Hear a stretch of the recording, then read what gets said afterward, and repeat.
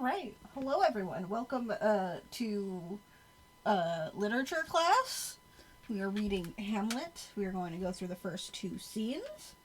The way I'm going to structure this is first we are going to read through the first scene. During that reading, I would like us to not make any comments or have questions or anything. Just get through the reading first because that's going to be easier for everyone, I think. Any comments, questions, jokes for some of you, because I know you'll have them, write down in your notebook, and we will circle back to all that at the end during our discussion portion. I'm well behaved. You are absolutely fucking not. I'm well behaved. You certainly like to say you are, and yet, because it's true and honest. We will give it a few moments before we start, just because we do have two people who are muted. But I am thrilled to share Hamlet with everyone. It's one of my favorite stories. Yay! And there's Lucky yelling. Yes. We also have a cat joining in class, sorry. Yelling.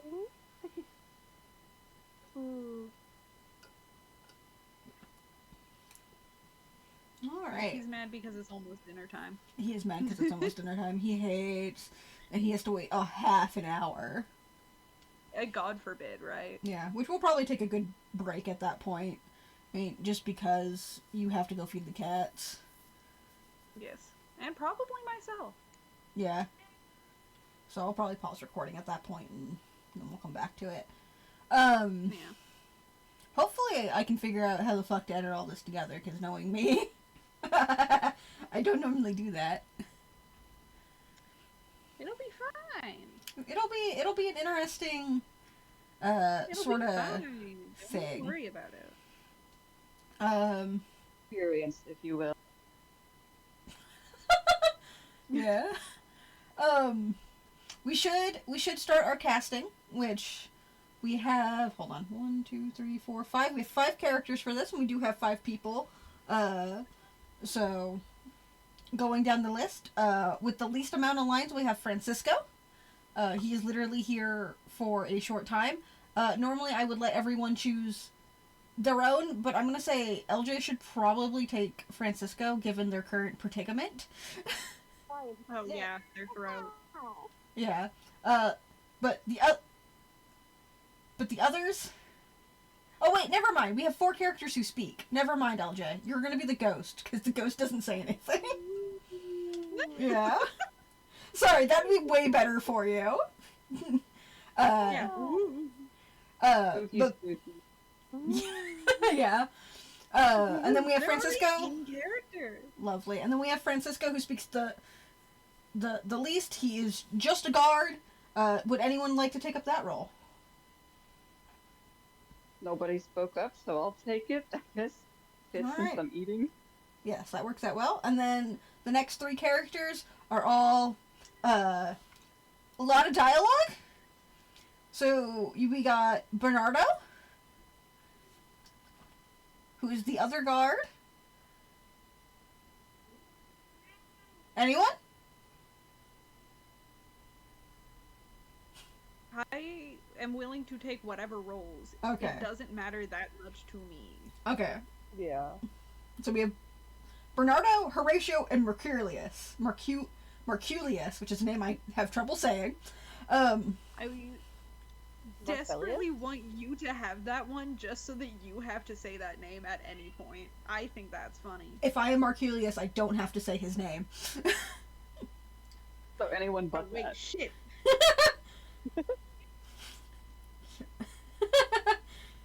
Can we give Lucky a role? He seems to want to be participating. There is a rooster that crows twice, so he can be the Oh my rooster. God. Lucky, do you want to be a rooster? He's in character. Oh my god. You guys have no qualms any which way? Yeah, pretty No much. problem. Okay. Then let's roll a dice, shall we? Pick a number. 3. Alright. 5. 3, 5. Apologies for the pardon. I forgot to mute. Okay. I was thinking 1 through 3, but I can go with a 6-sided die. Yeah. Oh, I can change my number. That would be preferable, yeah. 1. Bird was 3, so that makes me 2. Mhm. Yes.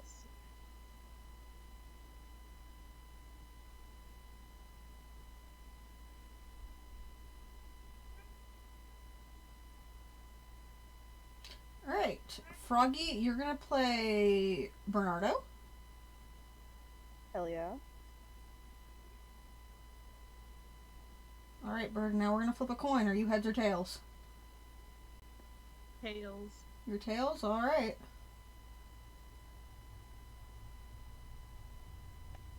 Okay, you're gonna play Marculius. And fate has decided I am Horatio. Yippee! All as it should be. Alright. When Atlas is officially back, we'll start the reading, but now we have it casted. So I'm excited. I will say, we don't have to keep the same roles throughout the whole story. I would prefer it if we kept them throughout our readings. So, like, as we read chapter 1 and 2, everyone still plays the same character, just because I think that'll make a little bit more sense as we're reading. But because there's, like, a bunch of characters, I'm gonna let us just keep going, because there's no way we're gonna keep track of who everyone is. Yeah. That's fair. Except me, I'm the ghost. Yes. Which is funny. And Lucky Because I is played a the ghost.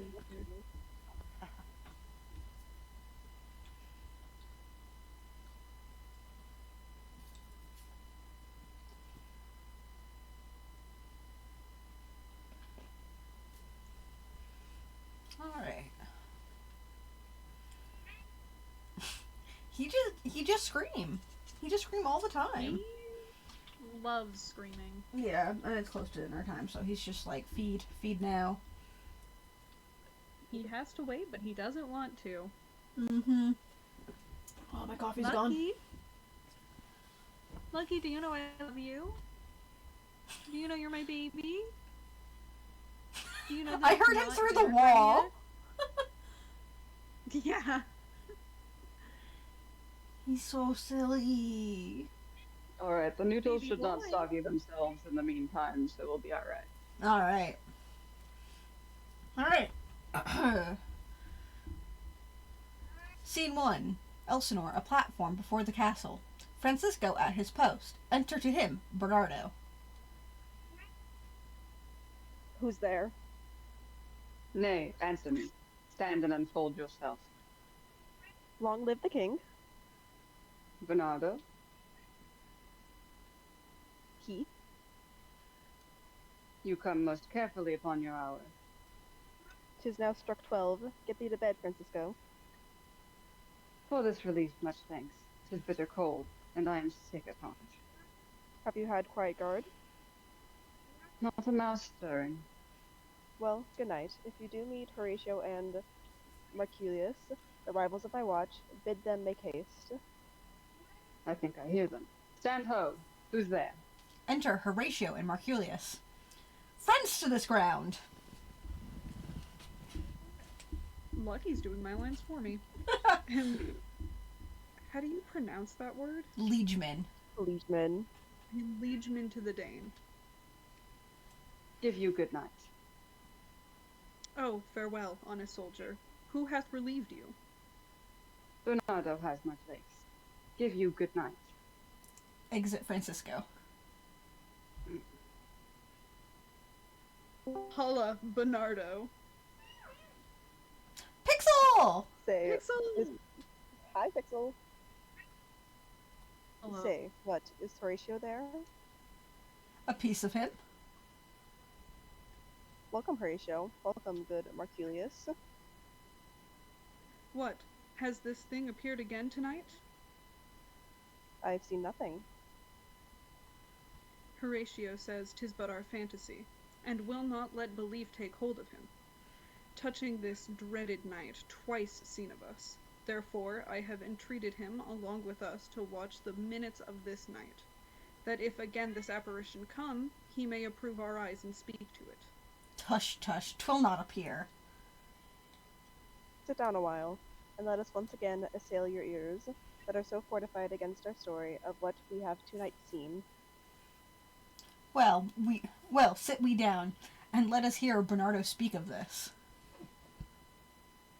Last night of all, when yon same star that's westward from the pole had made his course to illume that part of heaven where now it burns, Merculius and myself, the bell then beating one, Enter Ghost. Peace, break thee off. Look, where it comes again. in the same figure, like the king that's dead. Thou art a scholar. Speak to it, Horatio. Looks it not like the king? Mark it, Horatio. Most like, it harrows me with fear and wonder. It would be spoke to. Question it, Horatio. What art thou usurpest this time of night, together with fair and warlike form, in which the majesty of buried Denmark did sometimes march? By heaven, I charge thee, speak! It is offended. See, it stalks away. Stay! Speak! Speak! I charge thee, speak! Exit Ghost. 'Tis gone, and will not answer.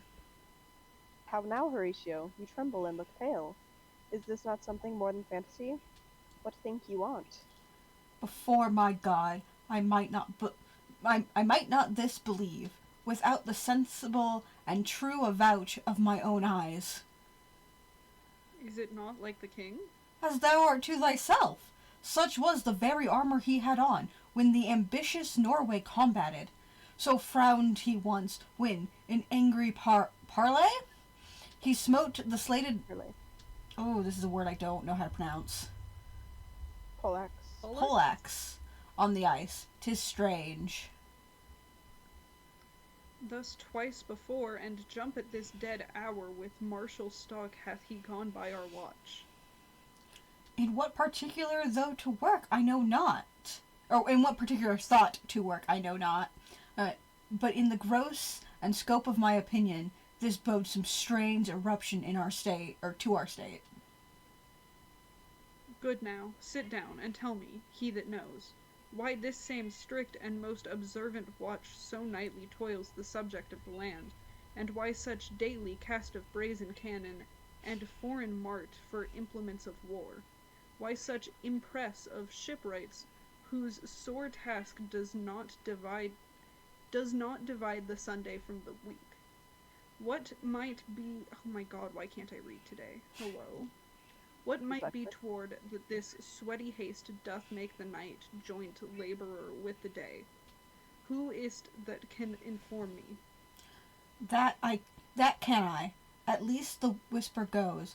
Our last king, whose image even now appeared to us, was, as you know, by Fontebras of Norway, thereto pricked on by a most emulate pride, dared to the combat in which our valiant Hamlet, for so this side of our known world esteemed him, did slay this Fontebras, who by sealed compact, well rallied by law and heraldry, did forfeit with his life all those his lands, and which he stood seized of, to the conqueror, against which Motni of competent was gagged by our king, which he had returned to the inheritance of Fontebras. He had been vanquished, as, by the same covenant and carriage of the article designed, and his fell to Hamlet. Now, sir, young Fontebras of unimproved metal, hot and full, hath in the skirts of Norway here and there sharked up a list of lawless resolutes for food and diet to some enterprise, and hath a stomach isn't, and hath a stomach in't, which is no other, as it doth well appear to our state, but to recover of us by strong hand and terms compulsory those aforesaid lands. So by his father's lost, and this I take, is the main motive of our preparations, the source of this our watch, and the chief head of our post-haste and roamage in the land. I think it be no other but e'en so. Well may it sort that this portentous figure comes armed to our watch, so like the king that was and is the question of these wars.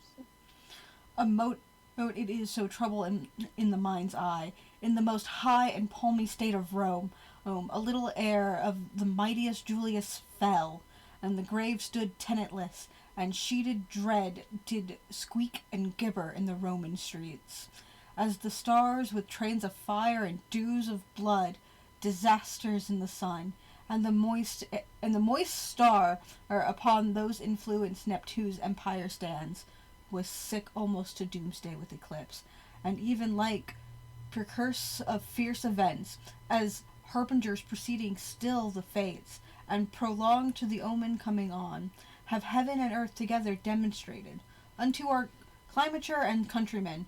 But soft, behold, lo, where it comes again! Re-enter ghost.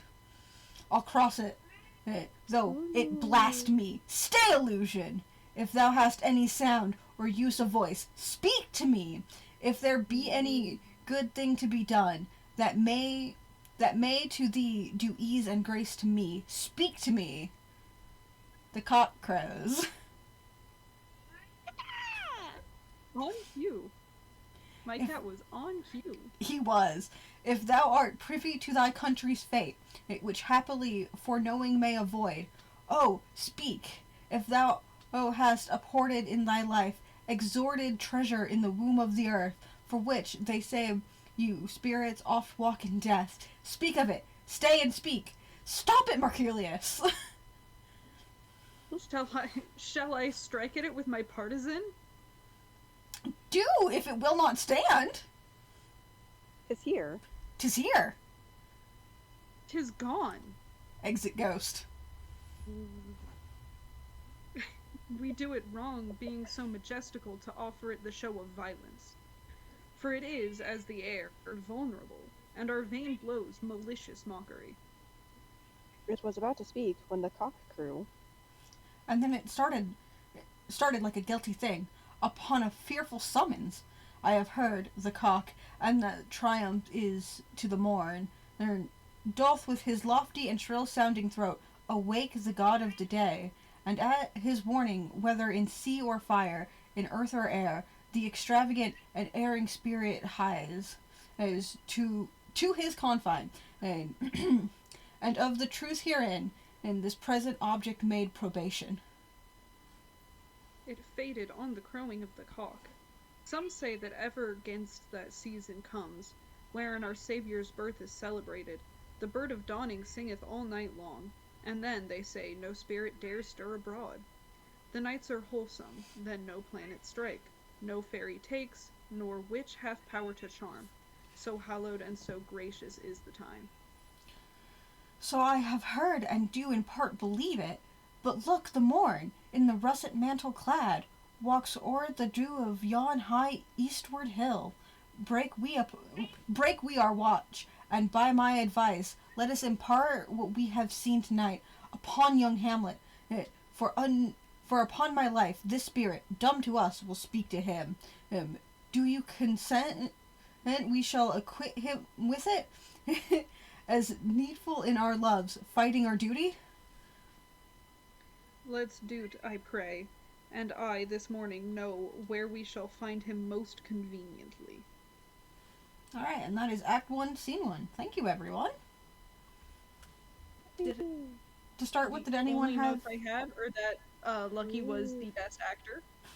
He did come in correctly. He did. LJ was also a very good actor as well. He was Yes. Very good. Yes. Hello, Pixel. Hi, Pixel. Thank you for joining us. I don't know exactly what I'm supposed to be taking.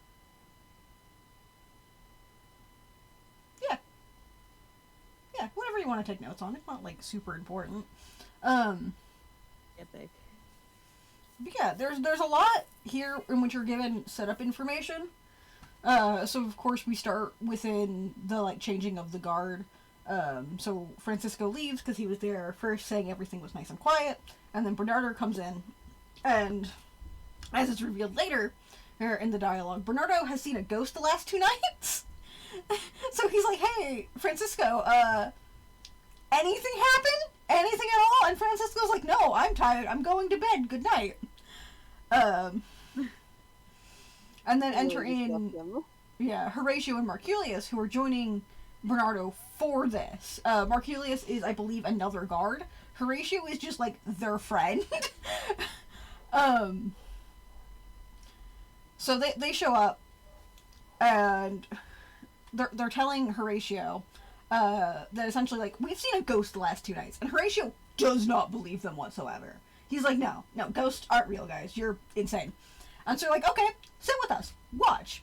And as Bernardo is telling him the story of how they've seen it the last 2 nights, the ghost enters. And immediately, Marculius tells him to shut the fuck up and look.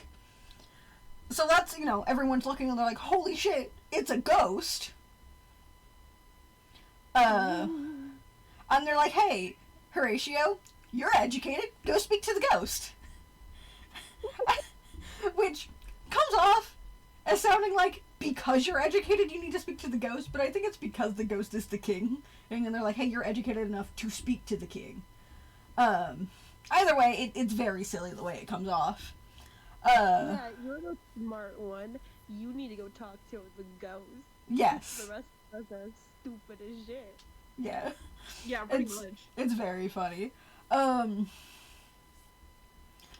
so he tries speaking to it, but the ghost doesn't say anything at all. And so, he's trying to demand that the ghost speaks to him, to which Marculius goes, "You've offended it!" as it, like, walks away. And then as they're discussing it, or, like, why a ghost would be here, Horatio's having a moment to himself, like, oh my god, the ghosts are real. That's the dead king. And then Marculius goes, alright, smart guy, tell me why the ghost is here. Along with, like, some other platitudes along with it. But mostly just like, why is the ghost here? If he dead, why is he right there? Huh?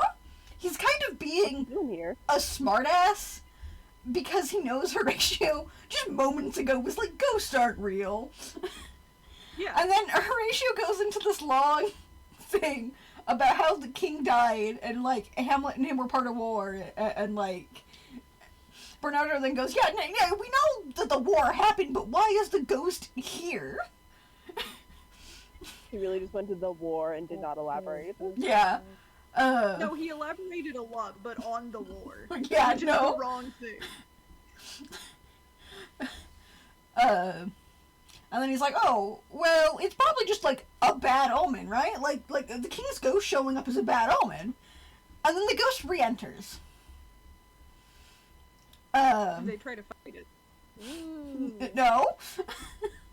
No, they don't. And then they try to fight him, and they threaten him, and then they leave. So what happens is, because the ghost isn't saying anything, and it's just kind of walking back and forth, and as the ghost is walking away, Horatio asks Marculius to do something. And Marculius, not knowing what to do, goes, do I poke it with my staff? Like, he has one of those, like, they call it a partisan here, but I think it's probably more like a quait of what you'd see, like, as a polearm. Or, one of those, like, sticks with like, sharp points on it that you see in, like, media. He'd have something like that, and he's like, oh, should I hit it?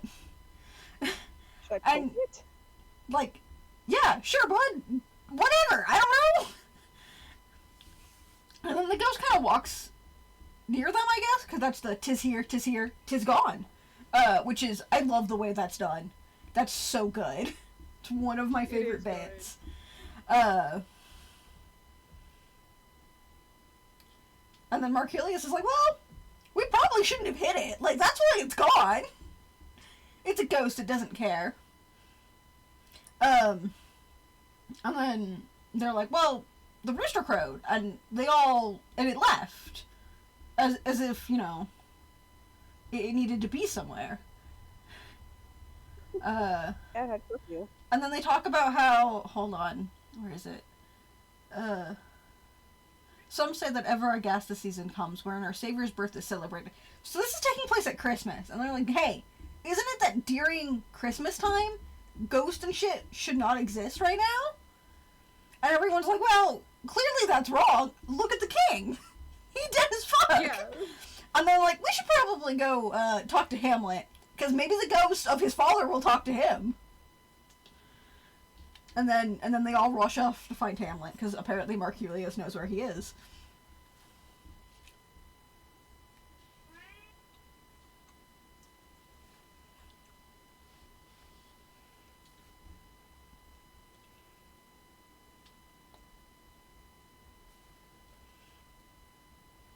Yeah, there's not like a ton here. It's a good setup for the rest of it. Like, we learn about the war with Norway and that the king was killed in it. We learn that there's an omen that something terrible is going to happen. Because that's what the ghost means. Like, clearly something is happening. So you have like these starts of things are about to happen. It's good. It's good. I was just taking general notes, summarizing the plot, basically. Yeah. While you were saying all that jazz. Yeah, that makes sense. Just so Nothing that... that ever happens in one of Shakespeare's tragedies. Don't look at what section this is. I don't think that's Nothing true. that- Are nothing you that lying ever to me? happened. Why would I lie to you? Why would you You lie to me? trust Why are me? you lying to me? I would Not only lying. lie to make you happy. You don't trust me? I would never lie. So, Oh, okay. I'm better than all of you. Well, I would only lie to make you the happiest little guy in the universe. As my friend, though. Well, I would never lie, so I'm a better person than everyone here. Anyways, Good. Were there any particularly hard lines that anyone wanted translated? Or summed up? I think the only time that I struggled understanding what was being said was when I was reading out loud, because my dyslexia does not like when I read out loud. Yeah. I can't, like, process the words and say them and read them. Yeah, no, that's why I was reading Right. beforehand and doing my notes beforehand. Probably a good idea, to be honest. But, Yeah. I like got mode. Nice. Yeah. It's not a particularly difficult one, because you only have like a handful of characters, and they're only really discussing one topic. So, we're not into like the thick of the plot yet. The two things that you need to know is that there's a war with Norway, and that the king has died.